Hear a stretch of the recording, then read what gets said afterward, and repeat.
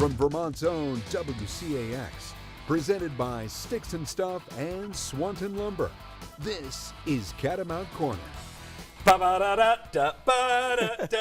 This is March, the best time of the year for college basketball fans. Welcome into Catamount Corner. I am Jack Fitzsimmons. And I'm Michael Dugan. Both UVM Hoops teams once again made it to their conference championship games this winter, and both will head into postseason tournaments this week. Yeah, on the men's side, how about a return trip to the NCAA Tournament? The Cats getting ready to head back to the big dance following a trio of thrilling wins in the America East playoffs. Things weren't looking so hot for a while in the quarterfinal round. Sebastian Thomas and Albany were on fire in the first half, at one point pushing their lead out to double figures. The Cats pushed back, but every time they seemed like they were going to catch up and then pull away, the Great Danes would hit a big shot. This one ultimately went down to the final minute, but it was TJ Long's open three from the corner that gave Vermont the lead for good and sent them on to the semifinals. The UNH game in that second round off to a better start. The Cats using a 13-0 run to build a double-digit advantage in the first half. Now, Jackson Baker and Clarence Daniels, though, they did their best to make UVM sweat a little bit. The lead was down to just 7 at the break, and the Wildcats got as close as 5 in the final minute, but Vermont made their free throws down the stretch. A couple of them from Aliri Iofalia as part of his 19-point performance to send the Cats into the conference championship for the third year in a row. And that title game brought the Riverhawks of UMass Lowell back to town for the second straight season, and the game played out kind of as a blend between the first two games. Cats again would jump out to a decent-sized lead with Iofalia, Shamir Bogues, and T.J. Hurley all adding big buckets as the Cats went up by 8. But a 9-0 Lowell run sent a strong signal to the Cats and the fans that this game was not going to be easy. It stayed tight through the first couple of minutes of the second half, but TJ Long would help the Cats seize control.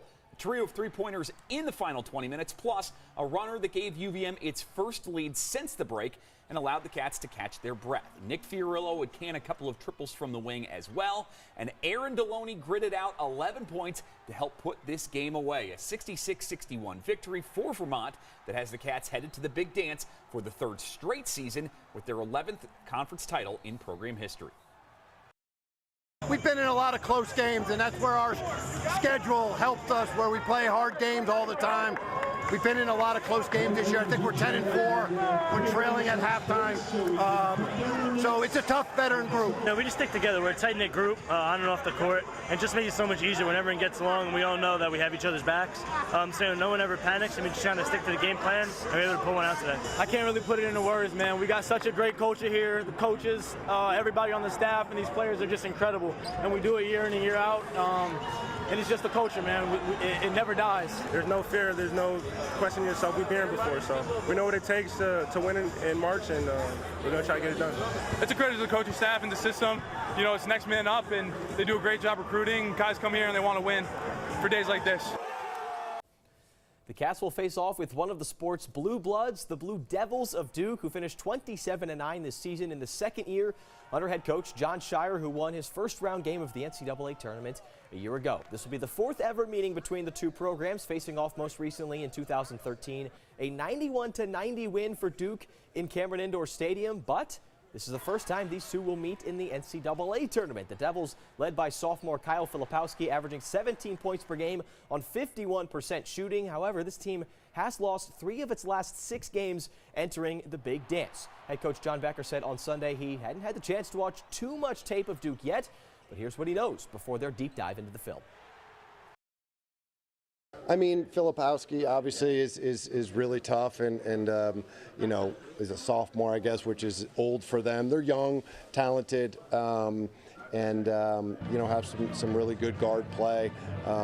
Roach is an experienced guard. It's been back, so they have you know, a lot of talent, and they play kind of. They really try to spread it out and you know, use some simple actions to allow their talented players just to get in some space, and so we'll have to be able to guard one-on-one. And here is the full region for Vermont. It is the South region. Houston, the top seed after a 30-4 campaign. The winner of Duke and UVM will face the winner of Wisconsin and James Madison, a very intriguing 5-12 matchup.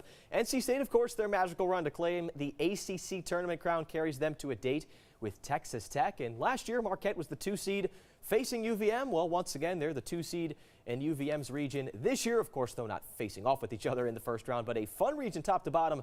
UVM and Duke again, 7:10 Friday night. Guess where? Right here on WCAX-CBS.